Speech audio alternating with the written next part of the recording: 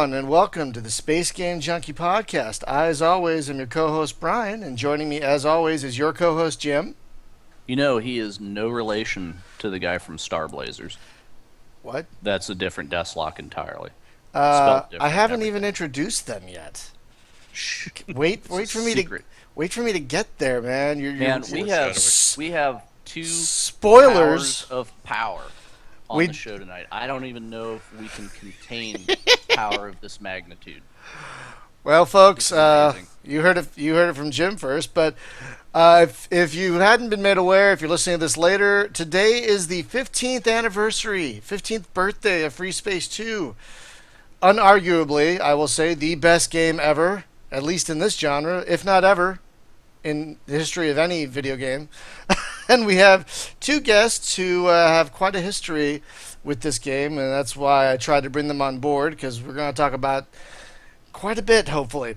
First guest is Stefan Janicki. You might know him online as Deathlock, longtime columnist and reviewer at PC Gamer Magazine, Computer Gaming World, GameSpot, and others, calling in from Toronto. Hello, Stefan. Hi guys, happy to be here. Yeah, we're happy to have you. And our other guest is Ian Warfield, calling in from Virginia. He is, here we go, he has a lot of titles, administrator of the Hardlight Project, project leader emeritus of the Source Code Project, co-leader of the Freespace port and Silent Threat Reborn port. Oh, of course I'm getting a phone call now. Creator of the Freespace Open Installer 2.0, thank you very much for that. And leader of various other Freespace mods. Hello, Ian. Hello, and those are just the ones you know about. Oh, is there secret stuff? Is there secret I sauce? always have secret projects. In fact, I Ooh, have one secret project that's overdue from 2008, but that was we'll 6 years ago. I know. I know, I'm a procrastinator. Oh my god. We'll probably talk about that in a bit, but yes, I always have secret projects in the pipeline. So, today I wanted to do a Free Space 2 kind of roundtable retrospective. And I wanted to kind of start in the beginning and kind of go throughout kind of the history and how the game affected us and stuff like that. I have a few different topics I wanted to touch on. And the first one I wanted to talk on is we all played Free Space 1, Descent Free Space, right? I'm sure that's a given. Yeah. I mean, for me, that really tempered expectations for the sequel because Descent Free Space was all right. It wasn't great, and it was really just kind of a also ran at the time because there were tons of other, thankfully, games like that.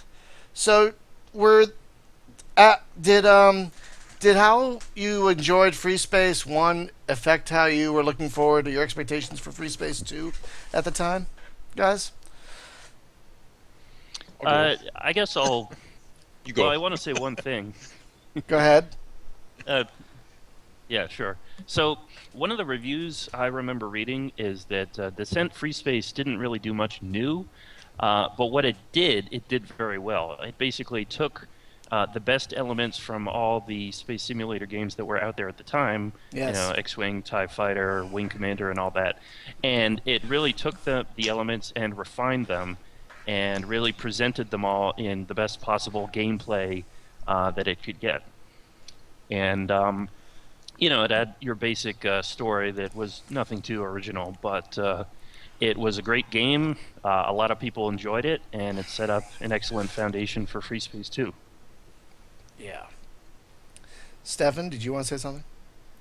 I concur. I actually reviewed both these games back at the time when they came out for GameSpot, I think.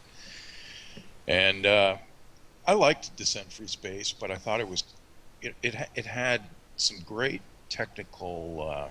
It was a well produced game, especially since Volition was a small company, unknown really at the time, really, other than for the Descent games, of course, which were, so it was kind of a genre switch for them, and so I thought they did a competent job. It had some issues, but it was technically one of the better games in the genre at the time. But yeah, Free Space 2 is a significant evolution of it. Jim, do you want to say Well, anything? I would say it was a definite step up from Descent to Undermountain. which is their other. I think Stefan is brutally familiar with that. So, yeah. It is actually my all-time worst game was Descent to Undermountain. But Didn't like the floating goblins. I I don't think there was anything about that game other than uninstalling it that I actually enjoyed. We should segue and talk a little bit about Descent to Underground. Sure, why not? Because people don't. I mean, that was the great beginnings of Black Isle Studios, right? Who went on to, of course, create all the great, Planescape Torment, Fallout 2, and now the same crew basically as Obsidian, do Pillars of Eternity and other, great kind of interesting games. But man, did they have a bad start with Descent to Underground. They published it in fairness, but still didn't get the ship off on a good on a good start. Well, Yeah. the deal was Descent was okay. So the arc of things was first person shooters. We had Wolfenstein, we had Doom, there's other games like that, and then suddenly it was, wow, here's an FPS game like those, but it's completely 3D. And it happens in tunnels, and you can't tell up from down, and it was a spatially confusing roller coaster of fun, and nobody had ever seen anything like that before. So that was it. It just really kind of made a heck of an impression, and then some people licensed that engine and decided we are going to make a Dungeons and Dragons role-playing game. Yeah. With this engine, and I really do not understand how that ever came to pass. But You're a floating the results- wizard or something, right? I never played it, but you're a floaty wizard or something, right? You weren't supposed to be floating. That was inadvertent. But wait a minute. Everything I've seen of this game makes it look like you're floating. Yeah, you weren't supposed to float. They just assumed that, hey, this is a 3D engine. We could use it to make a 3D, dungeon crawl. Unfortunately, it became a dungeon float for. Dungeon you know what float. else? You know what else floats? That sounds like a terrible drink. Yeah. Anyway, it was a floater. So- Another really terrible game was in this genre, Space Sims, came out at the same time as Descent Freespace, was XCOM Interceptor. You know what? Yes. That has so much potential because it's one of the few space sims that actually has a dynamic campaign. Yes. It's one of the few space sims where you feel like you're flying a '57 Chevy. Well, the problem was the controls were terrible. I mean, they never fixed the joystick properly, and the mouse. I mean, even that was way too sensitive. You couldn't hit for shit, if I recall. And it just wasn't that much fun. No, but what other? Speaking of history, though, what space games? Okay, so there was Wing Commander, Sure. and then some other stuff like Epic, if anybody remembers that thing. Oh yeah, of course. And some other also things, and then TIE Fighter happened, which changed my life, and but between TIE Fighter and Freespace 1, I really don't have a lot of recollection of what was in that space. Well, let's see. You had Renegade Battle for Jacob's Star. You had Star Crusader. You had Xenocracy. You had Forged Alliance. I believe there was stuff in there. Plus Wing Commander 3 and 4. You haven't named a really successful title yet. That's because there weren't a lot. There were a lot of also rans. So whenever Descent Freespace, go ahead. Tacky on the Fringe. Wasn't that Oh yes, that. Was you know that- what? That actually came out at the same time because it too is having a 15th year right now. Is it? Yep. Yeah. Because Oh. the only way that I know that is I was in the Internet Archive Wayback Machine, and I was hunting for articles about this game, and I noticed like right above that, back on Games Domain, I think it was. Oh, God. That it was like 1, Wow. 2. Here's Freespace and Tachyon. Well, it's also So- X-Wing Alliance's 15th year this year, but that, you know, whatever. So we got kind of a triple shot there, though. After what I would call a drought. well, now we. Well, there I mean, was- sorry, go ahead. Sorry, Yeah. the one big game that was actually good at the time. It wasn't that big in North America, but was Independence War, I War, which Oh, was a throwback to Elite. oh yes, yes. I loved that game, and I imported that thing. I imported it before it came out here because I had to have it. Oh my god, that game is still amazing. Oh yeah, Um, and speaking of iWar, one of our very early shows, we made sweet love into iWar 2 once we got it running again. That game was quite impressive, and they continue to make mods for the thing. And boy, the map was terrible, but once you got the like quick point of interest things instead of using the regular map, it was a whole different game. So kind of back on topic. This was the first one was called Descent Freespace, but really had nothing to do with Descent, if I recall. Right? Am I right about that? Or am I wrong about That's that? right. Yeah, Well, they it was just made by the same team. well, yeah, but they Um, but they put the name Descent on there because one Descent For was a marketing. yeah, and also wasn't there a product back in the day called Freespace, like a hard drive thing or a memory thing, or wasn't there a thing? That's what I've heard. That there was a trademark issue. They couldn't call it just plain old free space. Yeah. I It do does remember sound kind though. of utility, doesn't it? You know? Yeah, the trailer though for Descent Free Space said it had some gameplay shots of regular Descent, and then it said this time you're not going. Actually, well, no, that was the Descent 3 trailer.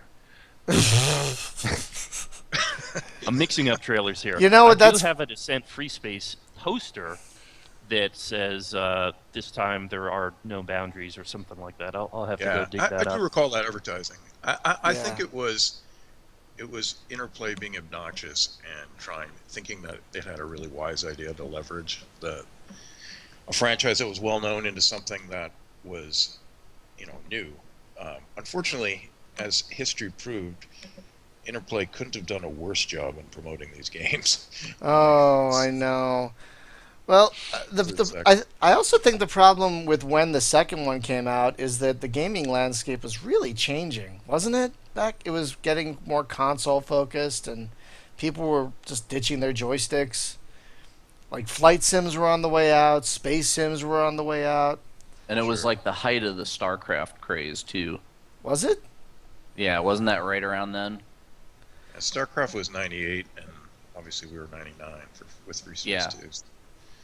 But it was still like that. That's StarCraft was well. There was Warcraft 2, and that really got the RTS thing rolling.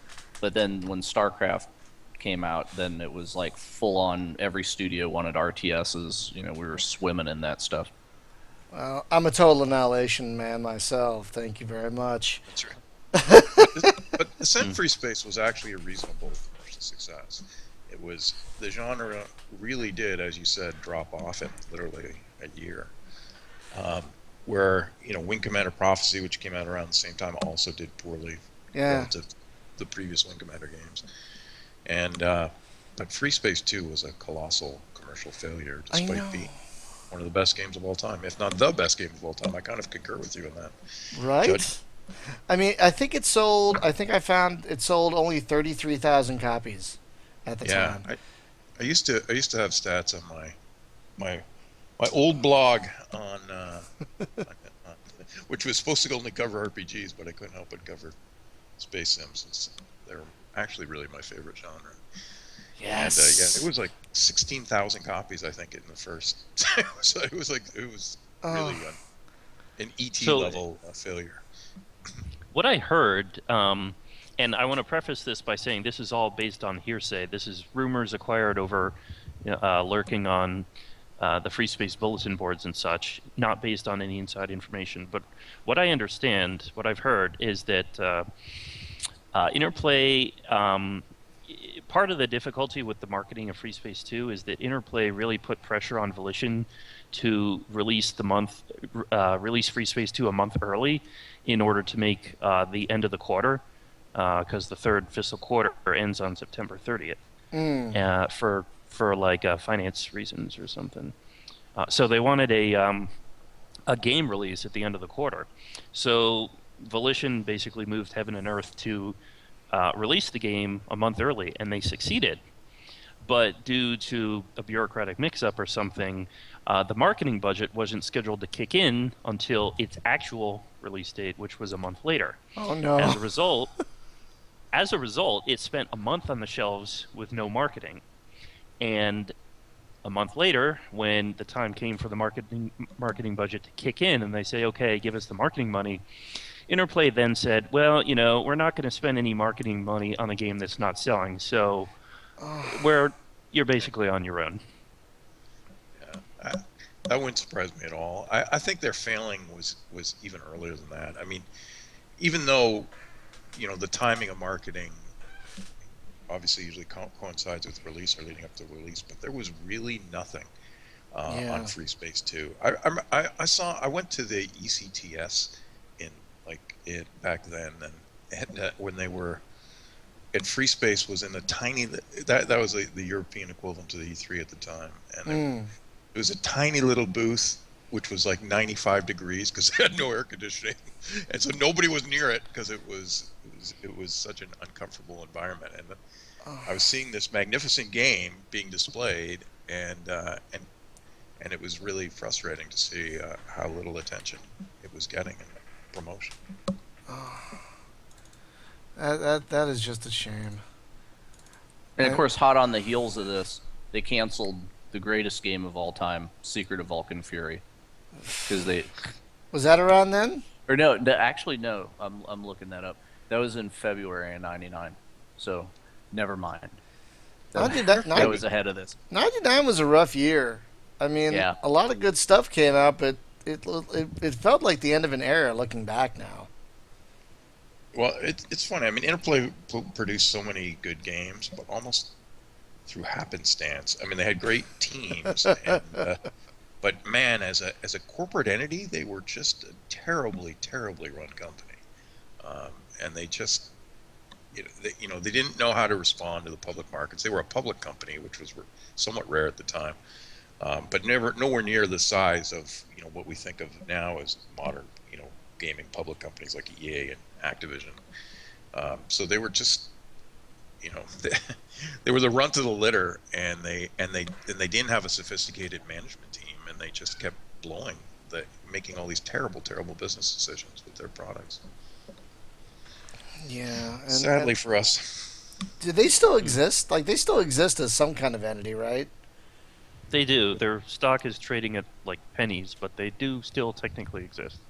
Yeah, they don't have any. But do they exist in a file cabinet somewhere in somebody's back room? I mean, well, apparently they have staff, and they have a website, and they're licensing their products, but I don't really know what they have. I remember seeing their website a couple months ago. It had like an interactive chess program on it or something. Not really anything Interplay specific. Sorry about that. The last kind of kick of the can they had was they tried to retain ownership of the Fallout MMO license, which they had. They had the residual rights to when they licensed Bethesda, and they had to develop a game within a certain amount of time, and they put up a bunch of smoke and mirrors to pretend they were producing something to try and negotiate. It just seemed like it was obviously a negotiating tactic to get more money out of Bethesda. Yeah, I remember that, and that seemed like I remember like just thinking, out of nowhere, all of a sudden, hey, we have this, and we want money for it. Like, what? Yeah. Well, the one concern that I have about the legacy of Interplay is that somewhere somebody has the voice acting tapes from Secret of Vulcan Fury, which was the last time that the original Star Trek cast ever did anything. You can never let that go, can you? You can never. I absolutely cannot. Let that we had the guy from the what's that called? The Starship Bridge Okay, Simulator. we had the lead programmer for Artemis, the bridge simulator, the multiplayer in the same room bridge simulator, and we found out inadvertently that he was the project lead on Secret of Vulcan Fury at Interplay at the time. So the podcast at the time just totally shifted gears toward that, and it's come up many times since, Jim. Well, I have an agenda. So, but that's the thing though, is like somebody's got that stuff, right? And he was telling us. I have some insight for you on that. Oh.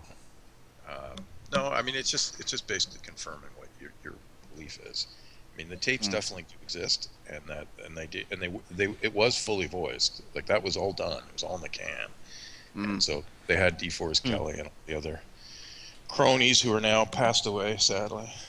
Yeah, well, he was telling us that he was actually sitting in on the voice sessions, and unfortunately, DeForest Kelly was kind of declining at the time because he said that he would come in and he could only do like half a day or whatever, and then there was some dispute about whether they were going to pay him for 2 days because he had to come back twice or what, and but anyway, yeah. So he said he was pretty aware that DeForest wasn't doing well, and then of course passed on shortly after. I can't believe that wouldn't be a more valuable asset than anything else Interplay currently owns. Right? What the hell? Make some money, guys. Make an animated cartoon out of it or something. That'd be cool. I'd like to see that. So, on to my next question for you guys. What do you guys remember as your first memory of actually playing the game? Ian, let's start with you. What do you remember about the first time you actually played Freespace 2? Well, Freespace 2 or Freespace 1? Well, because... we're focusing on Freespace 2 because it's the better. Let's be honest. It's just the better of the games, and it's the one that has the legacy, really. Yeah, I guess my first memory is playing the Freespace 2 demo after having completed Descent Freespace, and just being blown away by how good it was. The demo had 2 playable missions, a Nebula mission and a sort of intelligence mission where you had to do some SOC stuff that anticipated the main campaign. And just the nebula effect, the beam effect, just the fact that it was Freespace and it was the same and yet different. And I was really excited to actually get the full game and experience it. God, I totally forgot there was a demo. I'll be honest with you. You should replay it. It's a good demo. I don't think I ever played the demo. It's worth playing. There are 2 missions that don't appear in the main campaign or anywhere else. Are you kidding? Really? What? I'm not kidding. I didn't know that. It might be hard going back to 640 or whatever resolution. Well, I'll tell you what. Several different people have actually extracted those missions from the demo and sort of gotten them working on actual full Freespace 2. What? Which isn't very hard because it's the same game. And I've done it myself. Somebody else on the forum has also done it. So the demo was only 640 by 480 because the game was 1024 by 768, right? Well, the full game is available in 2 resolutions, both the 640 and the 1024. I don't know if the same was true for the demo. Interesting.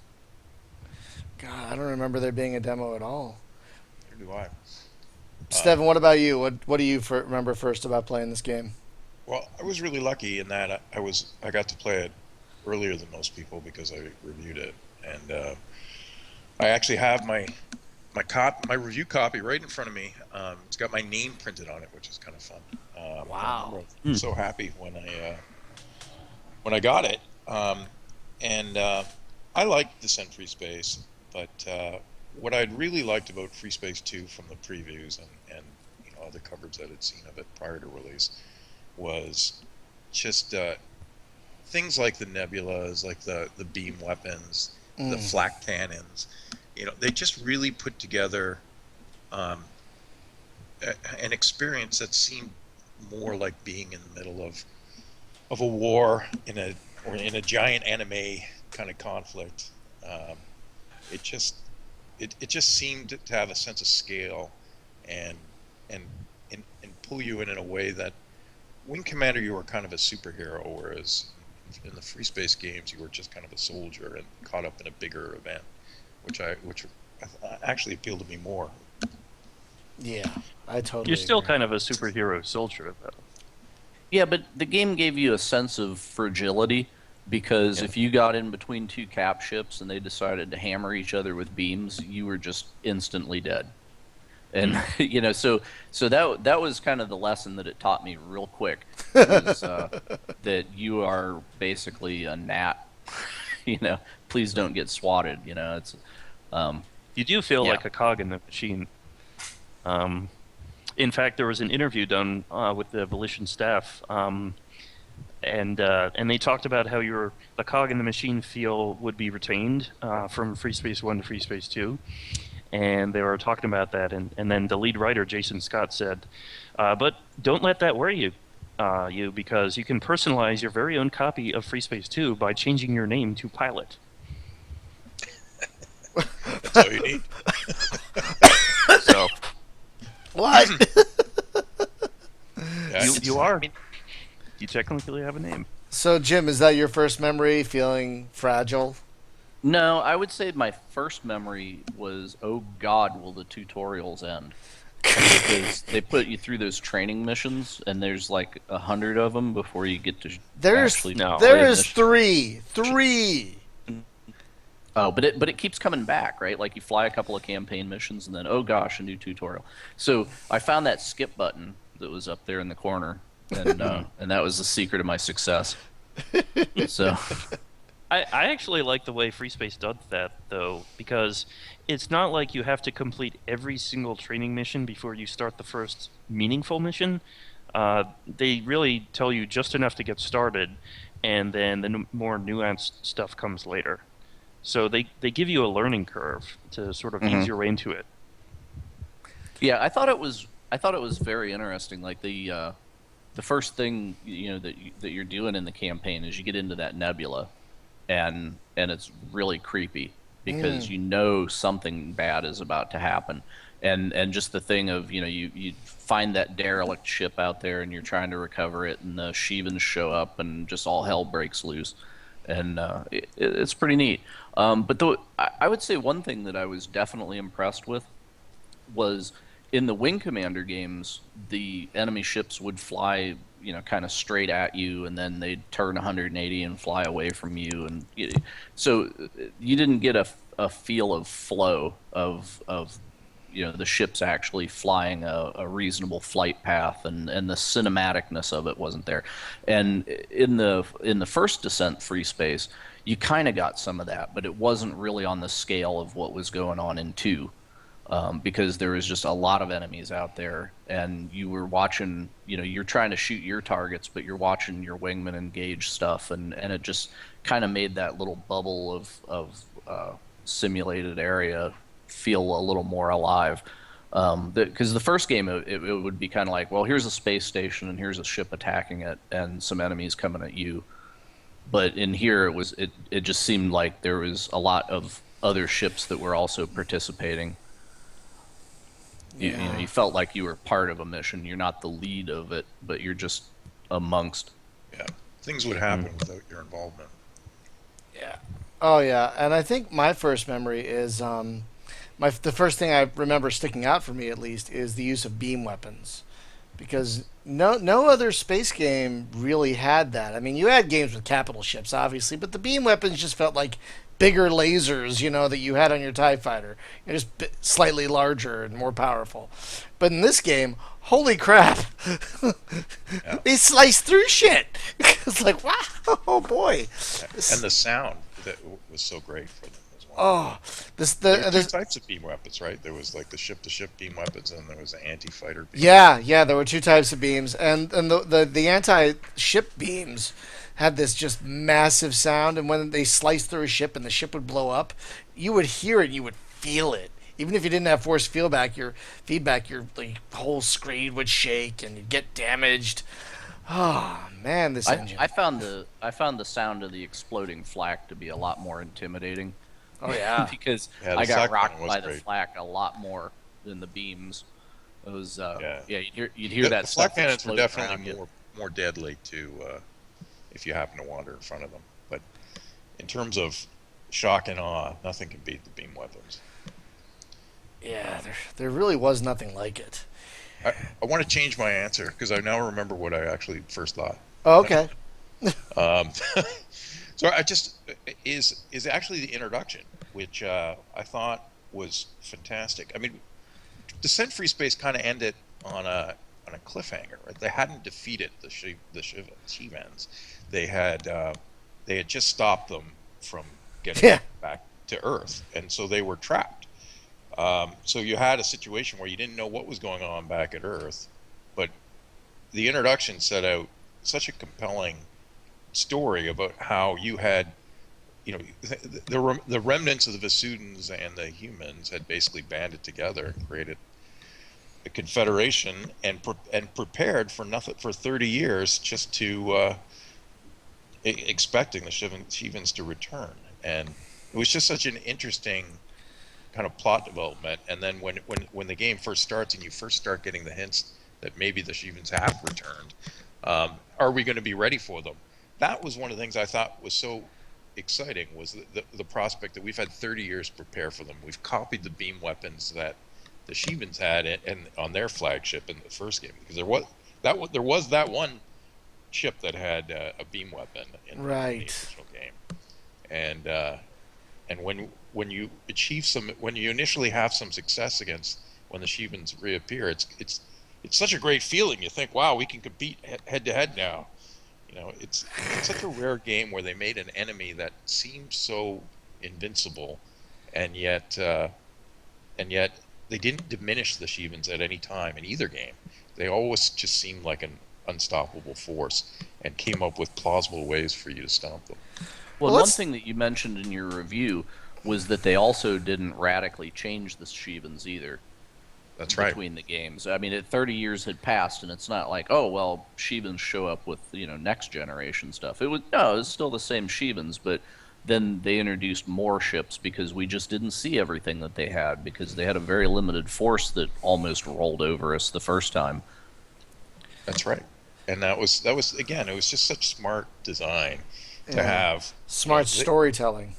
Yeah, I mean, we had changed a lot. The students and the humans had changed a lot in preparations for fighting the Shivans, but it would have made no sense for the Shivans to have evolved radically when they had been this, set out to be this eternal force, or force that had been around for tens of thousands of years, wiping out. It's amazing how similar the Shivans are really to the Mass Effect Reapers.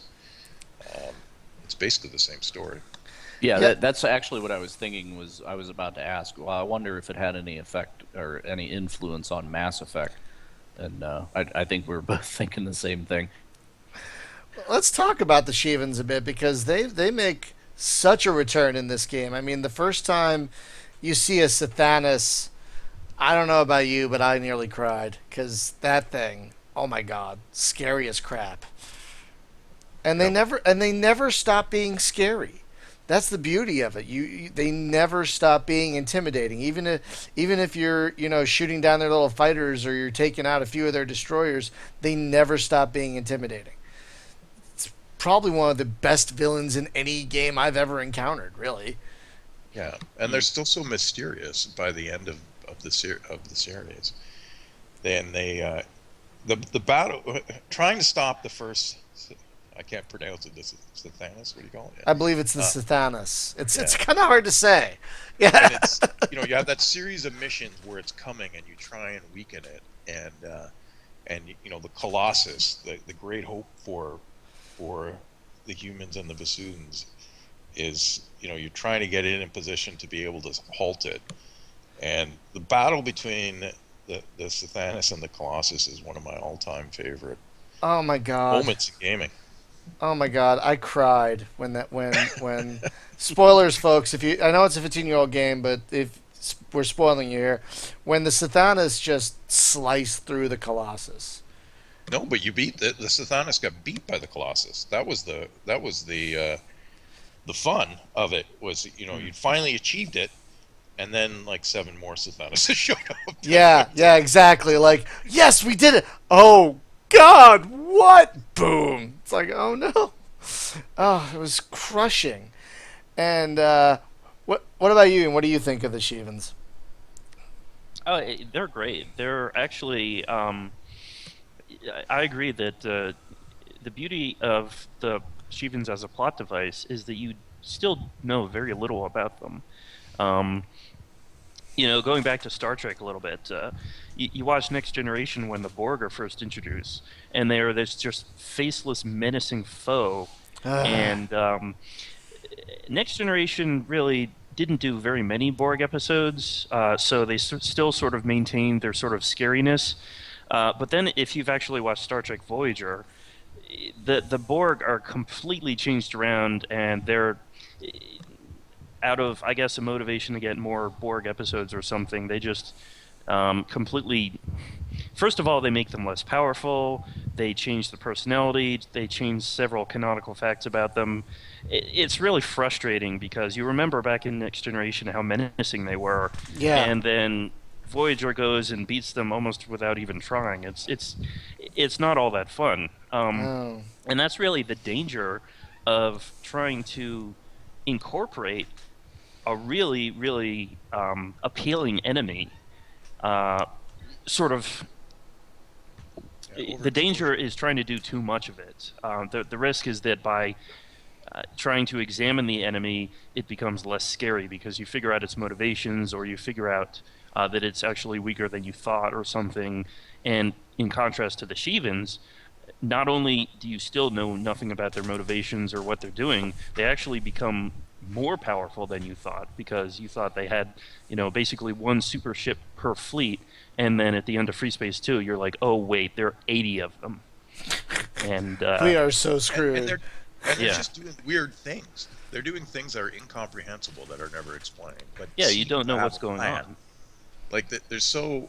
I mean, one of the things. I mean, because of the production budget and timing that we talked about earlier was so accelerated and limited that Volition never really had a chance to show some of the things they wanted to do with the Shivans in the sequel. I mean, the Shivans don't actually appear in the sequel in any of the cinematics. They're only in the first. They're only in the first Freespace game, and they were going to have a little more exposure.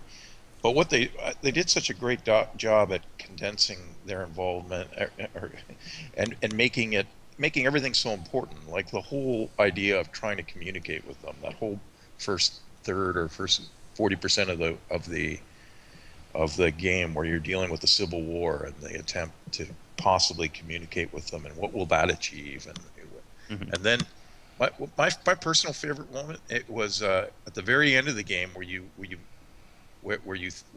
think you have the Shivans kind of on the run, perhaps, and you're very, very wrong, as it turns out. But but then when you invade their space and you just see these strange machines, and your mission is to blow them up, but you don't even know what they are. You don't even know what they're doing. You don't know if they're refining energy, or if they're schools with children. Who knows?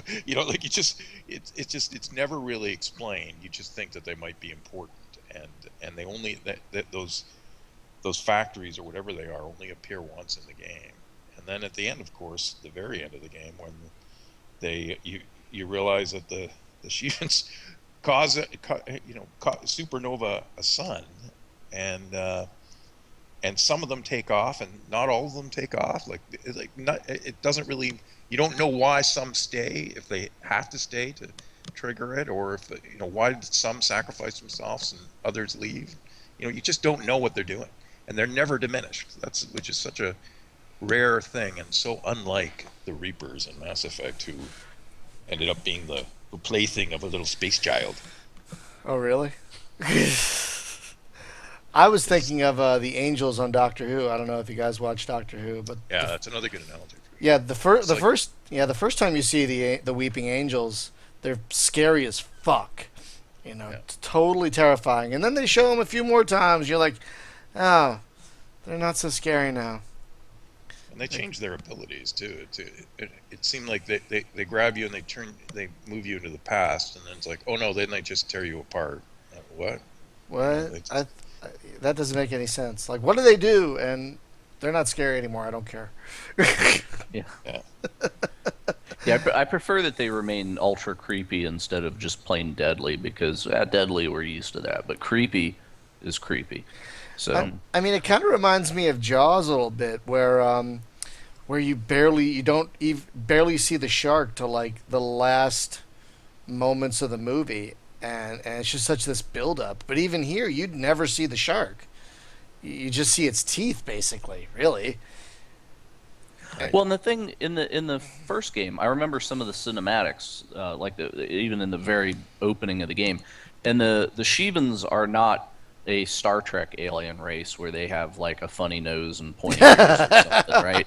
They are like just not even a recognizable creature. They're like what tripeds with then two arms that come up out of their back or something. It's almost I don't looking. even remember honestly from the Yeah, first and game. they've got like three eyes that glow, and yeah, they're like super crazy, creepy War of the Worlds looking things, Yeah. And that's great. And yeah, and they don't. What even was their motivation? Did they ever? Nope. We never had a conversation. It was just like, hey, what's that? Oh God, it just rolled over us. Like we weren't even here. Well, I mean, so- what we did know was that they appeared every time life in the universe had reached a point where they had intergalactic travel to a certain extent. The Shevans just showed up and wiped everything out, and because there was, one of a lot of the background story in Freespace is delivered in the form of analysis of this ancient culture that had been previously wiped out by the Shevans. And Right. This sounds like lessons- another game that I have played. Golly. Yes. Yeah, God, the Mass Effect is strong with this one. Yeah, interesting. So I did also like that graphically in the game, their ships were difficult to see because you're in space. It's black. Their ships are black, but they've got like red highlights on them. So it was not like, oh, there they are way over there kind of thing. It made you rely on your sensors a little bit, and you were kind of curious like to get a good look at them, and then of And the course they put sensors you in a didn't even- nebula too. So Yeah, and the sensors didn't even work in the first game. In Descent Freespace, part of the plot was figuring out how to target them. Oh right. That's oh right. yeah, I remember that. I forgot about that. So let's touch on a topic we kind of breezed upon a bit. How helpless you felt in this game every now and again. Like we were talking about with that Colossus mission. There were a good amount of times in this game where, like you were saying, you felt like a cog. You're just a pilot really. And when you, like, for example, when you lose a cap ship, you feel like you're being punched in the gut, for example, because those things have weight in this game. So I think this game, better than just about any other game like it, really made you feel powerless every now and again, and that worked. Well, they had a level of technology in the first game, just we couldn't understand or touch, right? So we Yeah. would just get like swatted out of the air. And then in this game, at least, we'd kind of evened it up by reverse engineering some of their stuff, but we were still at a great disadvantage. So And the first it- game it- we did, the beginning, we didn't even have shields, right? That was Yeah, Yeah. exactly. But what I loved is about the plot is it just felt more hopeless, and you felt more powerless as it went on. Well, it didn't feel exclusively hopeless. I mean, there's one type of plot which is just despair and it grinds you into the ground. But Free Space 2 wasn't really like that because you start off in something completely different, fighting the NTF, and then the Shevans appear and you're scared, but then you beat them back, and it's like a hope spot.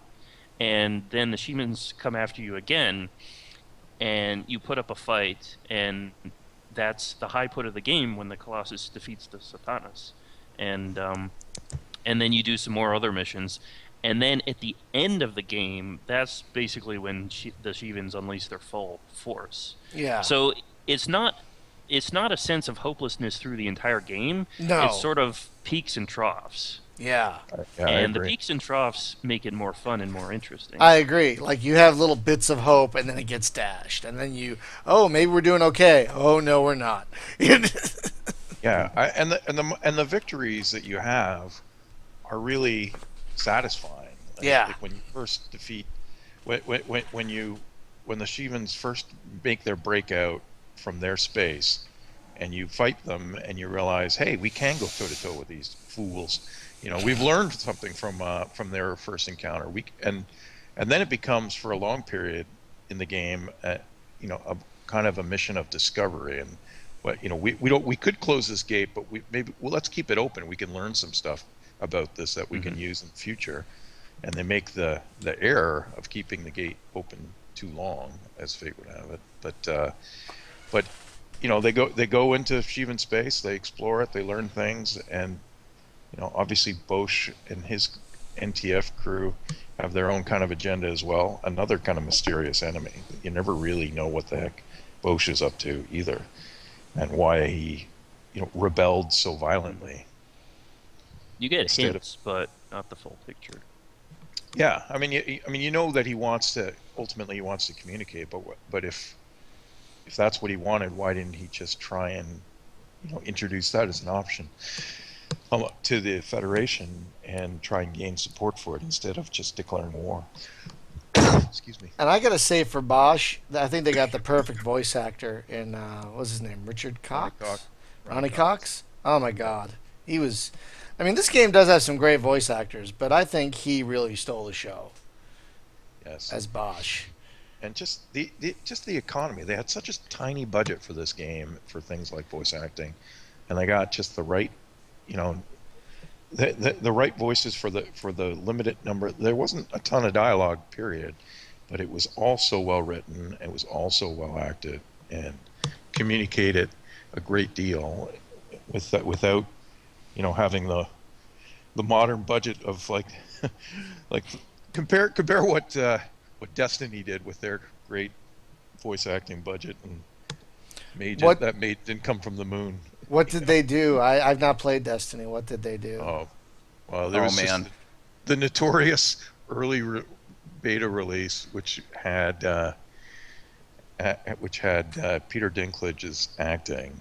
Oh. And he clearly mailed it in the worst possible way. Oh. And he was just saying really bland lines like, "That wizard came from the moon."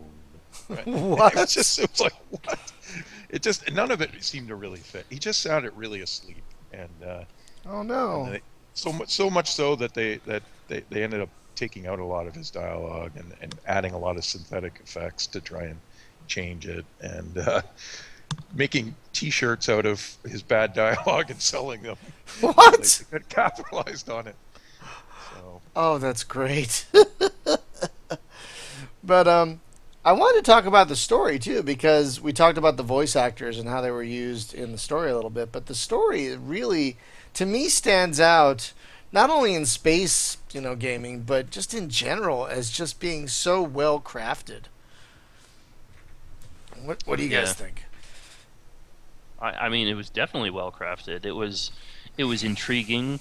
It didn't throw everything at you at once. It sort of revealed it bit by bit over time. Mm-hmm. It sort of left you a mystery to uncover. It had the peaks and troughs, which made it interesting, and it incorporated elements from the previous game in a way that just made so much sense. Things like the characteristic of jump nodes, even hints about the GTI and Silent Threat, and the Terran Vesudin alliance and what that meant for the plot of the second game. It was really done well on several different aspects. it built so well on the foundation of the first game. I mean, this is gaming's Empire Strikes Back. I mean, it very rarely has a game taken what the original did and created a sequel that didn't just try and remake the original, but kind of evolved it in a way that that made sense, was satisfying, and just made you appreciate both games more in a way.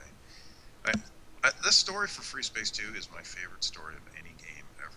I agree. I agree. It's just I love how you don't get all the pieces, and there are all these holes that you never understand. But you don't feel burned. You know, no, not at all, because you're a pilot. You're not supposed to know everything. Yeah. You know, there are always going to be gaps in your knowledge, but it just feels natural here. But I mean, again, to compare to Mass Effect, which has a similar plot of this, ancient race of mechanical beings that wipes out civilization whenever it gets to a certain intergalactic stage. That game didn't tell you everything either, but it didn't tell you in a really annoying way. And Oh, really? and everything was inconsistent. Nothing really seemed to make sense. It doesn't really survive scrutiny. Whoa. Whereas I think Freespace withstands a great deal of scrutiny. Everything is so. I don't know. I would really like to know more. Maybe you guys do. Maybe Ian does about the team that wrote Freespace and what the heck they're doing. Because to the extent there's ever been talk about doing another game, I know the IP is kind of in uncertain state, but Yeah. it wouldn't be the same without the same writer. Because I think as great as the technical achievements of Freespace are, and as great as the engine is, and things like the beam weapons and the size of the enemies and all the other stuff, the voice acting, nothing really beats the story. This is the most intelligent story of any game I've ever played. Yeah. I think one of the reasons it's so intelligent is because it trusts the audience. Yes. It doesn't feel the need to spoon feed me everything. It doesn't feel the need to shove everything in my face. It trusts the audience intelligence. Well, that and they didn't rely on a lot of cutscenes and stuff. Yeah, they told it like in the kinda game. just- Yeah. Yeah, exactly. So it was pretty much your point of view the entire time. So I appreciated that. Yeah, I wanted to get. I tried to get the lead designer for the game on the show, but I didn't make that work out, obviously. So because that's one of the things I wanted to find out is where everyone went to. I just didn't have the time to do that research. Who is still at Volition? Who made this game? Well, I believe the lead designer. I think his name is Adam Pelcher. Pletcher. He's still there, I believe. But I don't remember who else. I just didn't have time to to delve it, to go down that rabbit hole. Unfortunately, I wanted to. Yeah, well, Pletcher is more of an art director now, Is I he? believe. Yeah, because he worked on Red Faction Armageddon, Oh. Saints Row the Third, the original Saints Row. Did some work. He was lead artist on Summoner back in 2000. So yeah, Wow. he transitioned into an art role Oh, after this. that's good for him. I do have, sort of along the lines of what you were asking, Brian, is that the lead writer for Freespace 2, Jason Scott, one of our forum members on Hardlight Productions actually tracked him down Oh. and conducted an interview with him. So I'm going to send you a link over the chat to that interview, and it talks about a little bit about what they were thinking and a little bit about what they thought might have been the case for Freespace 2. It's still it's nothing concrete. Well, a little bit concrete. Not everything is concrete. So it gives you a little bit of hints of what they were thinking. At the risk of possibly spoiling the magic, but it's still interesting to read about some of the factoids. Yeah, he is still at Volition, by the way. Volition / Deep Silver, because he worked on Saints Row the Fourth. Oh. Is that the one that's coming out, or that No, that that's was out? the current one. Oh, I can't keep track anymore. Yeah. So I mean, he's still active and publishing Oh, things. good. Maybe we So, should try and get them on at some point. Yeah, and I think he's actually in he's studio design director over there. Oh. I'm glad the Shivans didn't have dildo weapons. Wait, what? Dildo weapons? Yeah, they Oh, come up and that's- like smack you with a big purple wiener. Oh, It's just right. kind of an interesting segue how they went from making a game that was so kind of hard sci-fi to so over the top, um, an even more over the top version of Grand Theft Auto comes. Well, that was the thing, right? Whenever they did the initial Saints Row, it was kind of a less than Grand Theft Auto, trying to catch up and be a Me Too. And then they found their absurd niche with Saints Row 2, which I think actually peaked at the point where you had like a septic tank truck and I you were love that. spraying the. I love that so much. When I heard that wasn't in the third game, I just stopped caring about it. I'm like, I'm not even gonna bother playing this.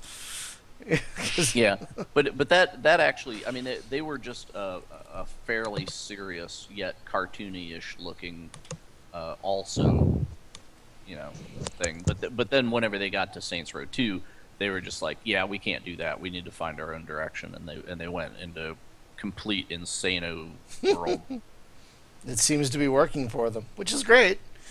I just wish they could make Freespace 3. But So does Well, Volition. They've said many times we would love to make Freespace 3. Well, think of the savings they would have on the engine development because, it really, the state that Freespace is in right now is, it looks like a AAA thing that could roll off the shelf right now. well, All the community stuff that's been done to that thing. let's talk about that a bit. So, Ian, if I recall, the source code was released in 2002 after Volition was bought by THQ. Hmm. And when did you come on the project? So, I guess that's a pretty big story in and of itself. So the source code was released in 2002, and I ended up joining the source code project that fall. Oh, And during the 2002-2003 Christmas break from college, I ended up coding a ton of features. I coded so many features, in fact, over the next year that they made me source code project leader. And we've just been. I mean, this is not a product of just myself. There have been so many Sure. contributors to it. There have been so many people who have made, literally tens of thousands of commits over the years. And everybody has a different specialty. Some people work on mission design. Some people work on audio and video. Some people work on the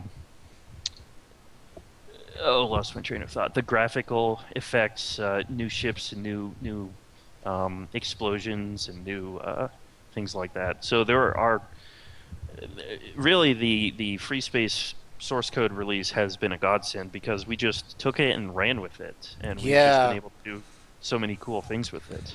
Yeah, It- so it- when we had the Eon, he was showing us a lot of stuff that was going on in Blue Planet, and it's does that stuff get backported into the main engine at some point, and then the rest of the project comes forward into that, or is that a fork that's going to just go down its own road, or what? Because there was some pretty crazy stuff that was on display graphically in there.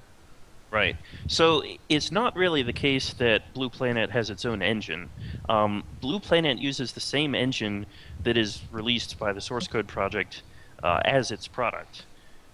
What the deal is the source code project has features. Basically, every coder has his own idea of what would be a cool thing to add to the engine, so that person codes it up. Or a mod might request a feature, and the coder might code it up. And we release a single build, an official build. We're currently at 3.7 is the last official build, and we're working on 3.7.2. And every mod just uses the features that mod needs. So the engine can really do all the things in Blue Planet, but it can also do all the things in all these other mods. Wing Commander Saga uses the source code project engine as well, although they ended up forking it about a year or so before it was released, and that's another story. But for the most part, every mod uses the same engine, and they just enable the particular features that mod needs. Okay, so by way of, I guess it's the agreement. I wouldn't maybe license or whatever, but whenever people come in on this and say, okay, we're going to develop off this project, is there an understanding in place that, hey, if you make some whiz bang cool shader thing, and I am also working on a different fork of this, that I can just reach over and grab that super cool thing you just made and then come plug it into mine, or do they have some isolation between? Yeah, well, the understanding is that everybody's features goes into the the same engine. So we try not to step on each other's toes. So we all code the features that we're most suitable for coding because we all have different areas of expertise. But we try to make them all work together so that different parts of the game are optimized in different ways and enhanced in different ways, but they all come together to make one single engine that is then released. Okay, so other thing that I've heard about the game is that the mission editor, what Mm-hmm. the name escapes me, Fred. but Fred. the mission, yeah, Fred, is probably the greatest mission editor that has ever been. Like it just does so much stuff. It's so easy to work with. Have you guys had to modify Fred, or does it just stand as it was because it was that solid? Well, we modify Fred because whenever we add a new product to the game, the mission designer has to have some way of enabling that feature. And if it's a mission-based feature, it's done through the mission editor, which is Fred. So yes, we've modified and enhanced Fred quite a bit, quite extensively actually, through the years. But as far as Fred being a great modding tool, absolutely. Fred, even when it was released for Freespace 1 and also for Freespace 2, just as a mission editor, it's one of the best designed mission editors of any game out there at all. We actually have people who have visited Hardlight Productions who say that they have used modding tools that have been produced in-house by game companies to create the content that's published in their games, and that Fred is a better mission editor than these in-house modding editors that these game developers actual modern game developers use in their code. Fred is better than just about all their mission editors. Wow. It's just it's so easy to use. Its event system is so intuitive and so flexible. That is, in fact, one of the reasons for the success of the source code project is because the event operators called symbolic expressions, or SXPs, it's ridiculously easy to add those to the source code. And in fact, new coders who join the source code project, they usually start out by adding new symbolic expressions. And it's just so easy to enhance Fred, and Fred itself is so easy to use. That's one of the major reasons for the success of the modding community today. Yeah, and thank God for that, because I've rarely run into a game that has the legs that this one does, thanks to the source code project. Hmm. Yeah, I think there are two foundational reasons for the success of Freespace 2. Number one is the story, because the story really laid the foundation for a whole bunch of user-generated content that expands on the story, and really allows people to tell different variations and different tangents on that core story that started out. And the second foundation is the ease of Fred as a mission editor. Because when you think about modding, really, what is the thing that is most needed in a mod? Ships are nice, weapons are nice, graphics are nice, but in order to generate additional gameplay, you need additional missions. So the ease of use of the mission editor is really the fundamental thing that you really need to get right in order to keep producing new campaigns and new missions 15 years after the game is released. Which is just amazing. Now, you say, I read in in your title, you created the installer. There is a new version of the installer. Is that correct? That's correct. So we had a member of Hardlight Productions whose screen name is Turi, who released the version 1.0 back in, I think it was 2006, Yeah. and it worked pretty well. It was basically a simplified version of the installer that is released now, and it connected to the web. It downloaded all the mods, and it really walked you through the process from start to finish. The version 2 of the installer, the need was motivated by the fact that there were some bugs in the original version. There was also not a lot of flexibility in certain design aspects, and then there were some features people wanted, like being able to download mods in parallel, or being able to specify additional metadata about their mods. So the new version of the Freespace installer, I basically started out with Turi's source code, and I took the design choices and maybe a couple of the utility classes, but I basically rewrote the entire thing and tried to add as many features as people requested. Added support for 7-zip, for example, which people had wanted because it's much better compression than regular zip.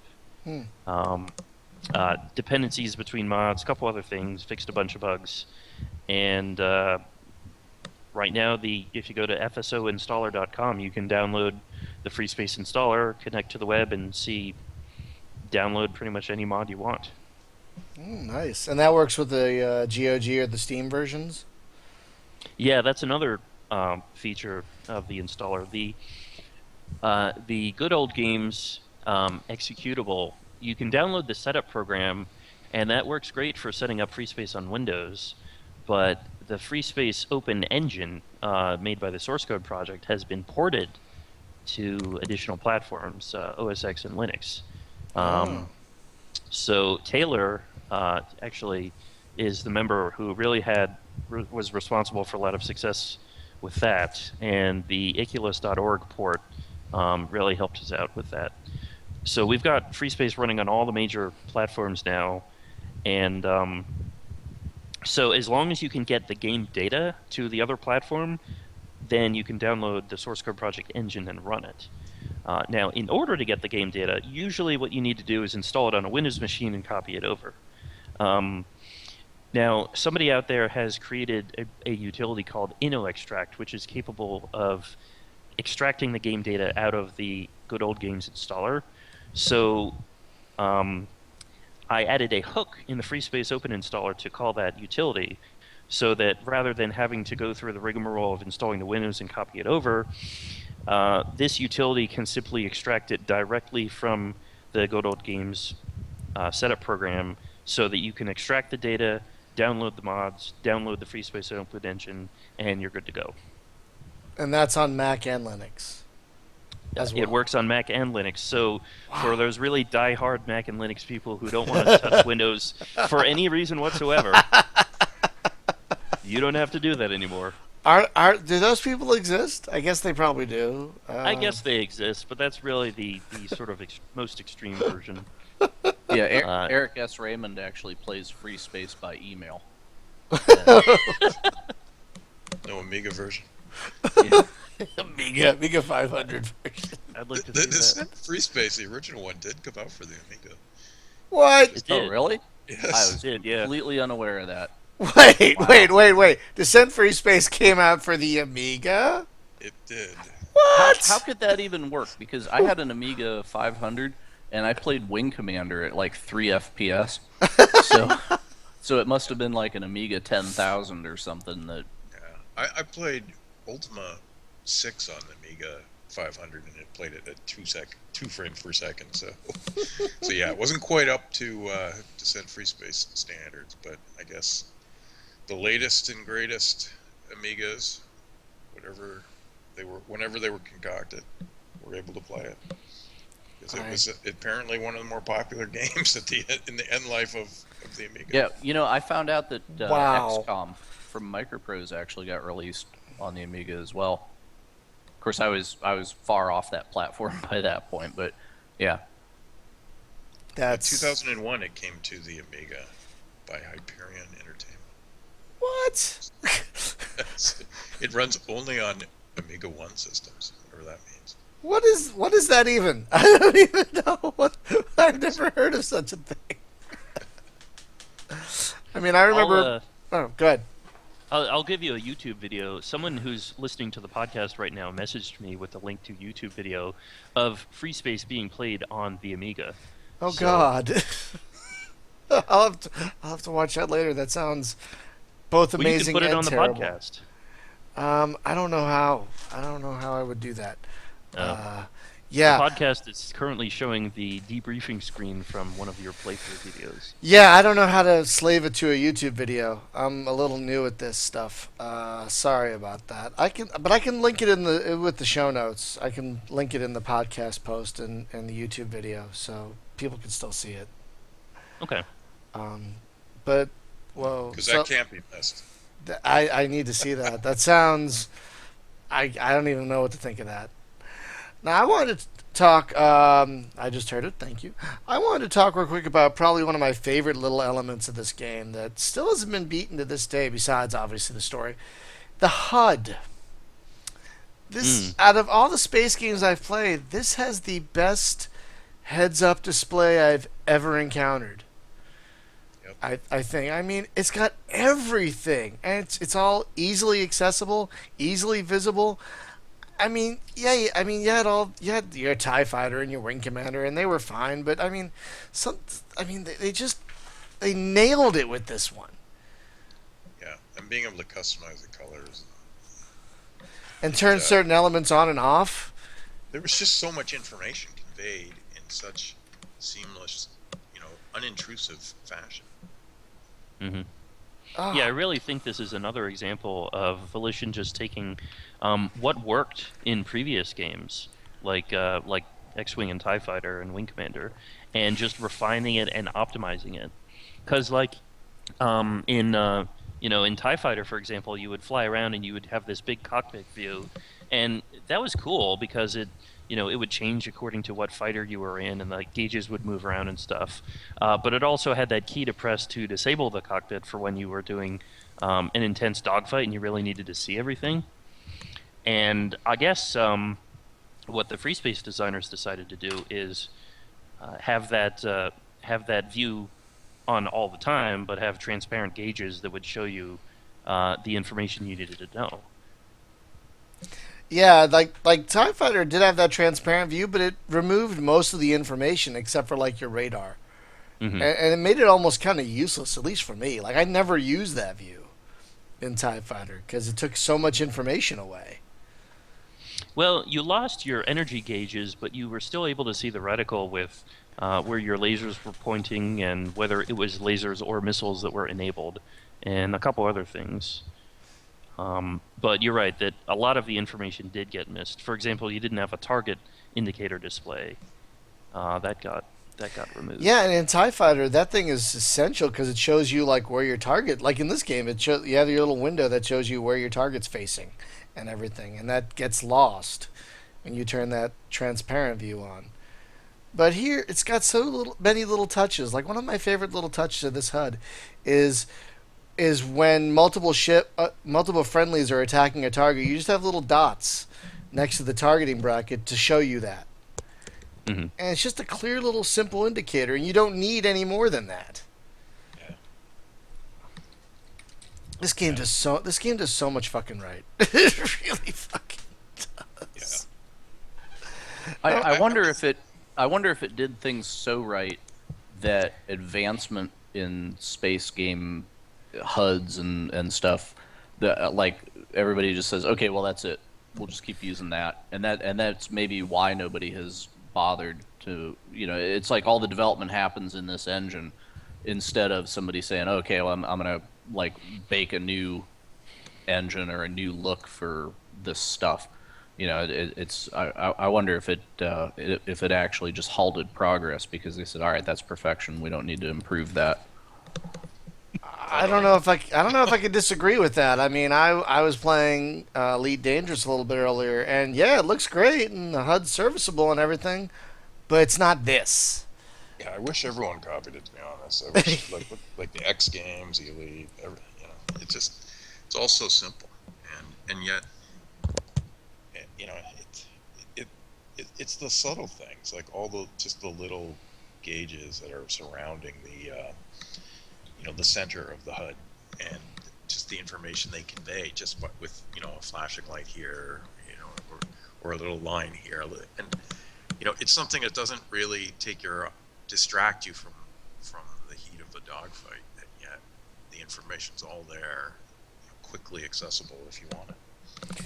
Yeah, exactly. You really don't have to take your eyes off the target to get like like you can, like right now I'm looking at the video and you can see right in the middle of your reticle you can see their hull and their shields and whether you're being shot at, and you can just see all that right in the middle of your reticle, and it's just clearly right there, and it gives you so much situational awareness that it makes dogfighting.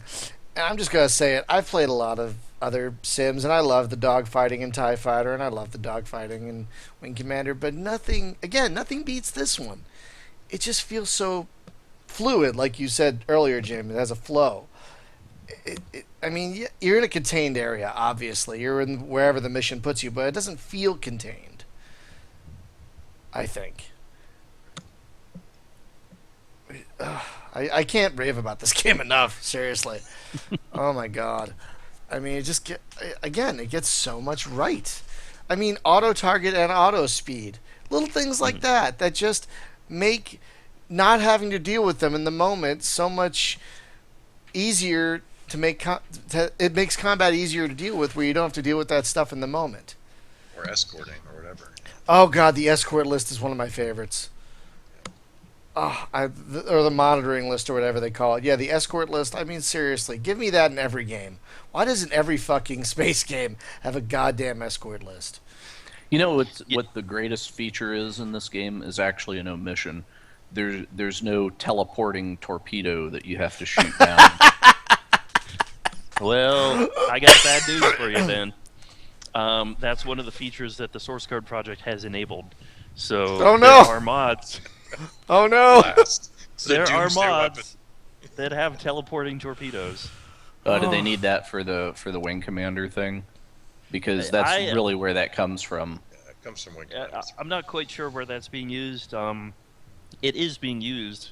Actually, somebody is thinking about doing teleporting beams as well. What? So, how? How does that even work? How does that work? I don't know. I presume a subspace portal opens and the beam shoots through it to whatever ship is on the other side. That must be a cheat. That sounds like cheating. That really does sound like cheating. No, they're just thinking with portals. No. There you go. No, it's like that. Remember, what was that stupid D Space Nine episode? It was an Ezri Dax episode where she had the sniper rifle that could transport the bullet. Oh, yeah. Whatever that murder mystery episode. You know what I'm talking about. Yeah, that was a fun episode for other reasons. But, yeah, that was kind of the teleporting bullet. Like, what? That's what that reminds me of. That was a weird episode.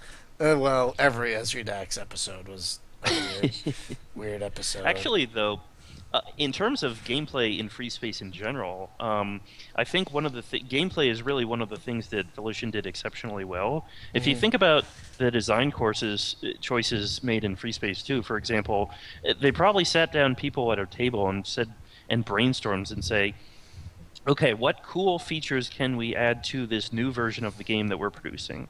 And someone said, well, let's make beams, or, well, let's make a nebula, or something like that.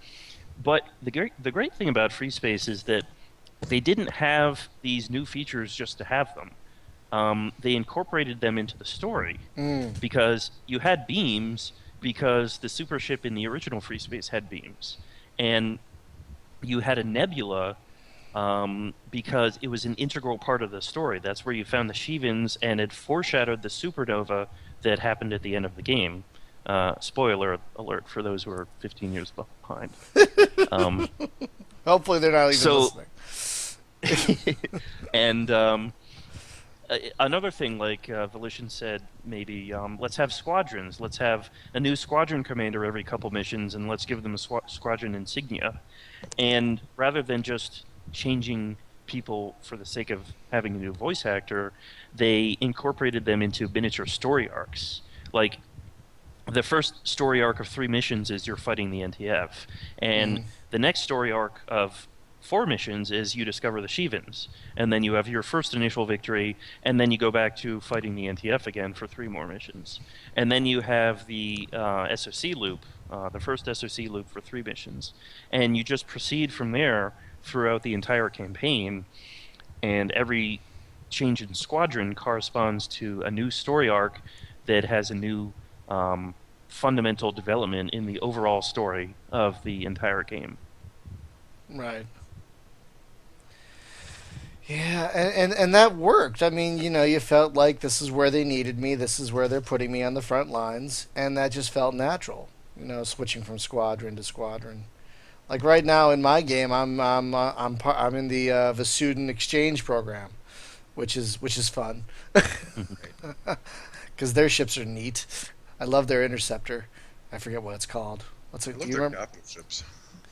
Oh yeah, they're Kind of smooth capital ships. I love the design, how the capital ships change between the original game. The kind of clunky square ships of the original human capital ships, and compared to the more streamlined, smooth lines. Yeah, I Rounder. love the GTVA Colossus. That thing was huge, and whenever it came in and assaulted stuff, it was just like, yeah, there's a beating going on.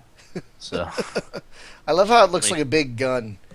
It kind of has the handle. A big at water the- pistol. Yeah, it kind of looks like a big maybe a water pistol with with that handle. Looks like an awkward gun, but it still looks like a gun to me. Another thing that can't be, overemphasized is this game came out 1 year after the first one. Did And it? yet it is Oh, such yeah. it is such a significant leap forward. I mean, it uses the same engine, so it's just a refined version of the engine, but they added a lot of features in it, like we've discussed, and obviously, did such a great job on the storylines, the mission design.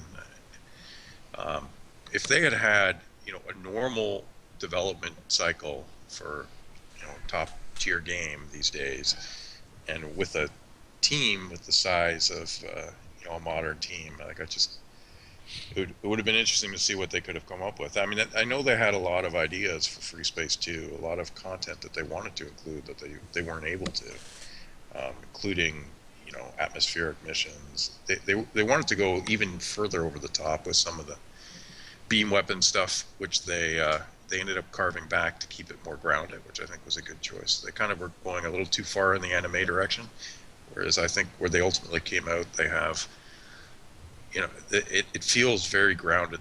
The technology feels kind of like hard science. I agree. Anyway. I agree. Now, I guess my last question: do we think this will ever be beaten? I mean, it's been 15 years and it still hasn't. I mean, I guess it has to be at some point, but will it be? I mean, I have a hard time believing it will be. I mean, I think this game is lightning, and it's lightning doesn't strike more than once usually. Well, ever is a long time. Yeah, Um, I know. I mean, it may not happen in the near future, but I suspect that computer gaming follows trends where something comes into fashion and then goes out of fashion, and then, maybe a generation later it comes back into fashion again. I mean, this is sort of switching genres, but in the 80s and early 90s, adventure gaming was huge. Yeah. And King's Quest was the gold standard in adventure games. And that sort of faded away in the mid to late 90s as other game genres came to the fore. But sort of people kept playing them in the background. People would compose like text adventure games just for the sake of having an adventure.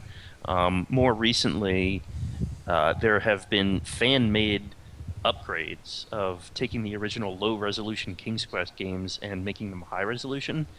And so it never really went away. And now, within just the past couple months, I heard that there is a game development company which is making a new entry in the King's Quest series. What? Yes. Really? Huh. Yeah. I don't know A how to new feel actual about that. factual. Yeah, Good. it's it was only announced in August, I think. Oh, Let me see what the publisher is. that's probably why I missed it. I was moving, but I stopped at 5 with the King's Quest. No, 6. I stopped at 6 with the Yeah. King's Quest games. Speaking of He's- quests, did you are you aware of Chris Pope's thing where he got the guys from Space Quest back together? They formed this company called Two Guys from Andromeda. Oh yeah, And there's they're that too. Yeah, Oh, that's a successful Kickstarter game, and that's currently in production. huh. Well, that's good. I mean, I cut my teeth on those. Those are like my first DOS games. Was the King's Quest and Space Quest games Hmm. back in the day. The developer is called The Odd Gentleman. Is the name of the developer that's making the next King's Quest series. Oh, okay. So space games are kind of in. Thank I don't God. know if I would say that yet. Well, I mean, we have Elite, we have Star Citizen. and we have a lot of little guys. A Yeah, lot of little guys. but they still are. I mean, the support that Star Citizen's gotten is heartening. Um, Yeah. I'm afraid They of don't- it actually. I'm kind of terrified of it too. Just, I don't really. I mean, I think that project has evolved into just a fundraiser, and it's kind of. I mean, hopefully that's not the case, and they're just doing what they need to ensure they can make as big an ambitious a project as they wanted to. But it would be nice if there was some major producers, publishers also supporting the genre as well, and there was a project like Elite. It would be great to see them have the commercial success that would justify kind of further expansion into the genre, and maybe someone even picking up the Freespace license again. I mean, what's the latest on that? Can anyone give any info on the status? The latest is that somebody has the entire Freespace license now. I forget who. It might even It's- be Interplay. No, I think it's the same. You know those guys who are doing that Heavy Gear game? I think they have it. I think. Okay. I know the rights were in limbo for a long time because half of them resided with Volition and half with Interplay, because Volition developed it but Interplay published it. So since it was sort of split in half, nobody could do anything. So it really took someone with enough money to get all the rights together in one place. Yeah, I thought Interplay bought them back in 2013 Oh. as part of that at THQ's bankruptcy. That it kind of Interplay now has the entire rights back, I think, and they bought it for the whopping price of $7,500, which we could have bought ourselves maybe. But if we could have had our own little fundraiser to buy it. Really? Oh, and what are they gonna do with it if they own it? What are they gonna do with it? Nothing. Probably Sell it to absolutely Derek nothing. Smart for $8,000 for a $500 profit. Another great business decision by Interplay, ladies and That's how they gentlemen. roll these days. Oh my Oh god! dear. I mean, There it's- was there was a big dust up on Hardlight Productions a couple of years back when Derek Smart actually visited the forum claiming that he would buy the license to Freespace. That's a whole other story, and it's probably not something that we should go into, but uh, that Yeah. happened before. He man. made that claim, and he certainly seemed to have tried to have bought it. But if he couldn't even afford $7,500, I don't know how serious he was. Like, dude, even your games must sell enough to buy that. I mean, it's such the story of Freespace 2 is so tragic yet awesome and heartening at the same time. I mean, it's just it kind of gives me hope that more stuff like this can happen ultimately. I mean, this game, like we talked about earlier, was just a flop, at release. Awesome. Mhm. And now it's something like you would call a movie a cult hit. This is something of a cult hit. You Well, know, I guess even maybe when it came out, we were complacent because it was just like, oh well, we get a lot of space games. It's like what happened with flight sims, right? It was just like, well, we could just kind of, you know, maybe not regard every one of them as a treasure or whatever. And then you go 15 years down the road, and it's like, oh wow, there's like 2 flight sims that are left, and And we're still playing Jane's Longbow 2. I think even the fact that the Freespace series happened the way it did is maybe part of the reason for its success today. Because you had Freespace 1, which is pretty good and stood on its own, more or less. And then you had Freespace 2, which ended on a gigantic cliffhanger. And then nothing happened next. So I think that sort of vacuum demanded that people fill it with their own mods, their own stories, their own user-generated content. I think there are at least, that I can count offhand right now, there's Blue Planet, Inferno, and Blackwater Operations, 3 mods hosted on Hardlight Productions that are telling their own version of the story that comes after Freespace 2. And for anyone listening, if I forgot your mod, I apologize, and you could yell at me via private message later. But just so many people have been inspired to add their own take to Freespace and to say, what comes next? Here's my idea. And the great thing about the Freespace story is that it's so rich and it's so consistent that you don't have to tell what comes next. You can tell what comes first, like we're doing in the Freespace port, or what comes in between, like there's a mod called Between the Ashes, which is telling some of the stories that happened during Reconstruction. And there are quite a lot of mods that are telling all sorts of stories associated with Freespace. Yeah, I mean, there are, how many like missions and campaigns and mods would you say there are available for the game? Oh, I don't know. A large number. Easily dozens, possibly hundreds. has anybody attempted like a TIE fighter full conversion? A couple people have. A couple people have released proofs of concept, and I think there may be. In fact, there's one hosted mod called Fate of the Galaxy, which is working on bringing the Star Wars story and ships and gameplay to Freespace. I don't know. I don't really keep track with them, so I don't know how much they've released. But I do know that there have been a couple proofs of concept released already, and I do know that several people are working on their own versions of that. That would be daunting because I'm playing through TIE Fighter now, and it's got like 100 submissions. It's huge. Yeah, hey, whenever you guys get sick of Freespace and you want to work on something else, could we maybe get a reboot of Klingon Academy? That'd be pretty nice. Yeah. If I could just get the original thing running, that would be pretty That nice. would be great. That would be. I would love that. I wish I could. But Jim, did I ever tell you back in the day with Klingon Academy, I used this thing called Game Commander, which is a voice command thing. Oh yeah. To give orders to the ship because it had this.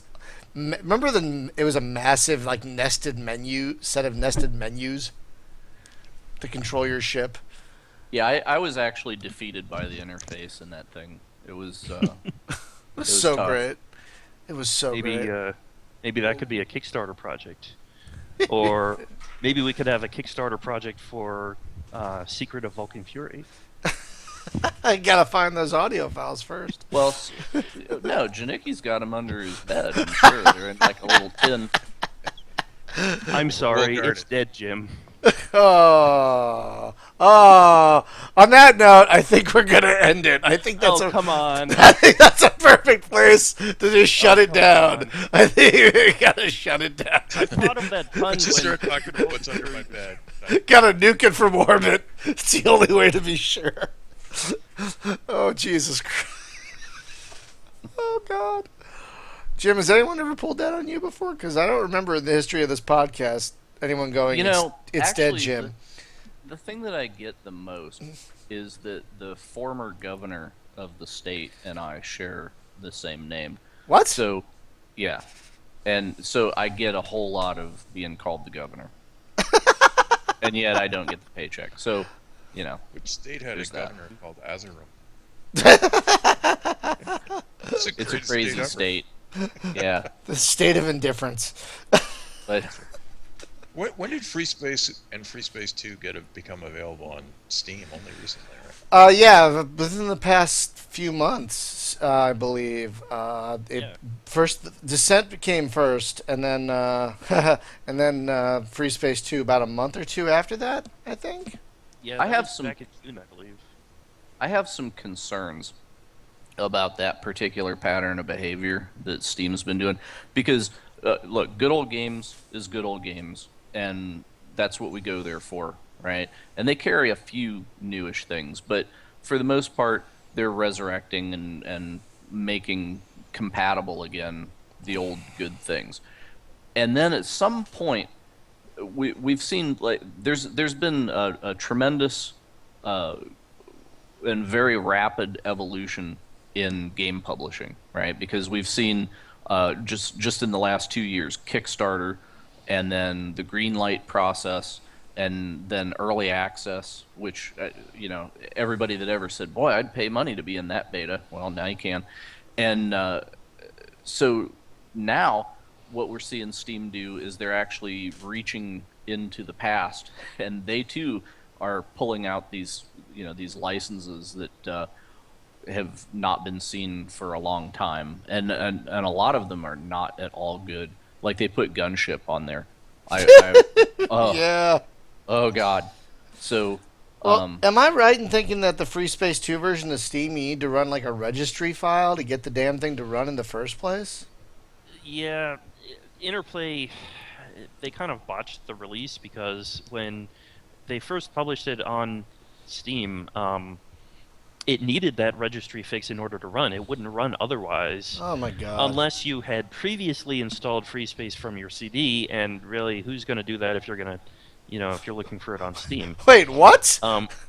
Yeah, it turned out that if you install it from the CD, that registry setting is set correctly. So then if you subsequently install it if you install it from CD, the registry is set correctly. Subsequently, if you install it from Steam, it'll use that registry and it'll work properly. Yeah, so there's that. What the? We actually Right? What? we actually scrambled on the source code project team. We released a patch, a new version of the 3.7.2 release candidate in order to accommodate that issue that was interfering with the Interplay Steam release. Ugh. That must have been frustrating as hell because that's big news. A game like this getting on Steam. That's a lot of It eyes. was. And it actually revealed some of the bugs in the Freespace Open installer that I hadn't been aware of, because all of a sudden people were absolutely clobbering the installer and clobbering the mod mirrors and trying to install these mods. So I had to fix a bunch of bugs, and I had to change the way the things were downloaded so it would take up less bandwidth. And then the source code project had to make the code fix to accommodate the registry, and we ended up doing a whole bunch of things. So since you mentioned bandwidth, Yes. how does this project pay for itself? Because bandwidth and hosting is not free, and then of course, no profit is coming from this because you're not selling anything. So do you just have like some rich people that really like free space, or do you take community donations, or what? So there are a number of arrangements. Hardlight Productions is supported by donations. So a plug for all you listening on the podcast, please donate to Hardlight Productions and support our hosting fees. Yeah, what is the monthly burn on that, if you don't mind me asking? I actually don't know. I could point you to someone who does know. I'm not aware of that offhand. I do know that we use a lot of bandwidth on the forums and a lot of bandwidth on the mods.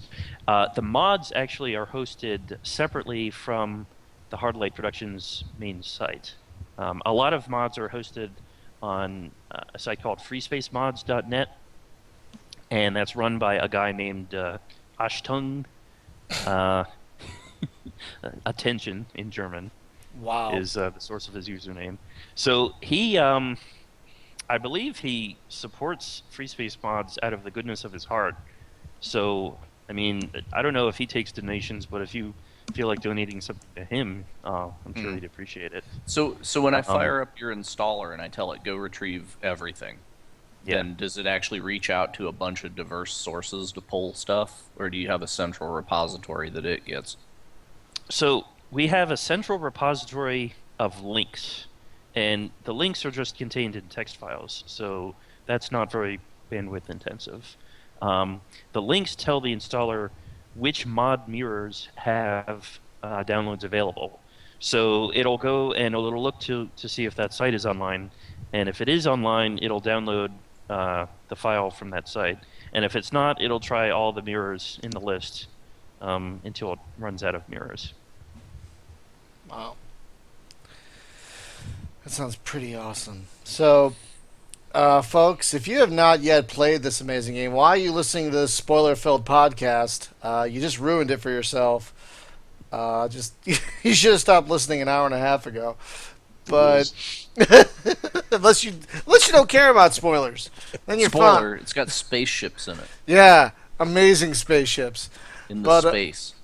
But folks, if you have not played this game and you're listening to this, and you have any interest at all in this genre, and why would you be listening to this if you didn't?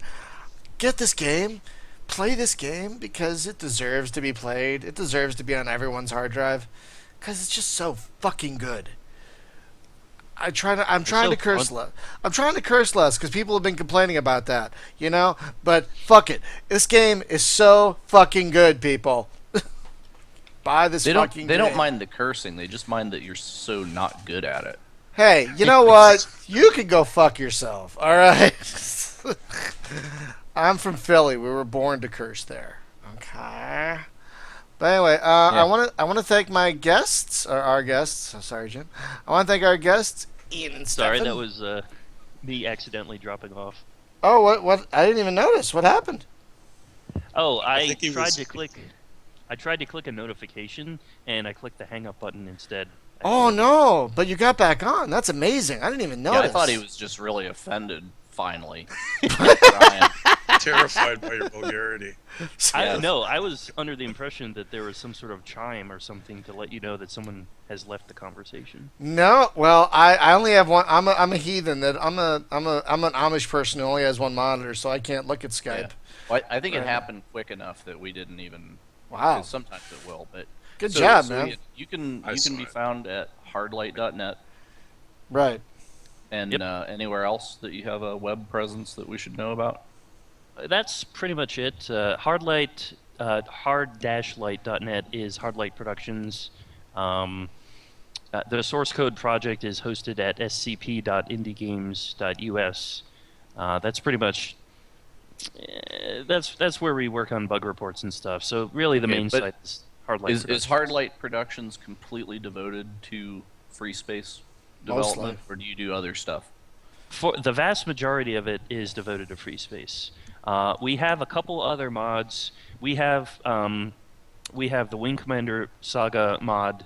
Well, we have a forum for Wing Commander Saga that's on our site, and we also have like a couple mods for Homeworld, I believe, and a mod for Mech Commander, I think. And Whoa. both of those are Freespace mods on different engines.